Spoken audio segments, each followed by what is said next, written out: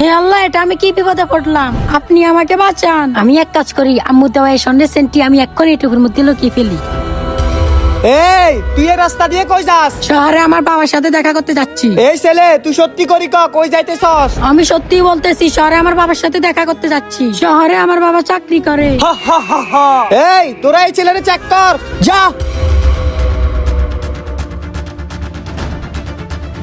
বস, এর কাছে তো কিছুই নেই। কি? ওর কাছে কিছুই নেই? এই এরা আম গাছটানা নিয়ে আয়। সত্যি করি তোর কাছে কি আছে? আমি আমার মায়ের স্বর্ণের চেন নিয়ে বাবার কাছে যাইতেছিলাম।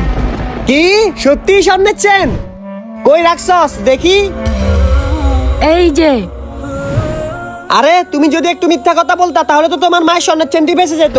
আমি তার চেয়েও বড় সম্পদ রক্ষা করেছি। আরে সেটা আবার কি? সেটা হয়েছে আল্লাহ তাআলার হুকুম আর আমার মায়ের দেওয়া শিক্ষা। এমন ছেলে আমি তো আগে কোথাও দেখি নাই। এত সাহস, এত সততা কোথা থেকে পেলো? কিরে তোর এত বড় সাহস? বস, আপনি শুধু আমাদেরকে হুকুম করেন, এখনই একে জিন্দা কবর দিয়ে দিব। এই থাম তোরা। আর আমাকে আল্লাহর সামনে মিথ্যাবাদী হয়ে দাঁড়াতে হবে না। বাবা তুমি আমার চোখ খুলে দিয়েছো। আমি আজ থেকে আর কোনো খারাপ কাজ করব না। হেদায়েতের মালিক একমাত্র আল্লাহ। ভিডিওটি ভালো লাগলে কমেন্টে আল্লাহর নামটি লিখুন।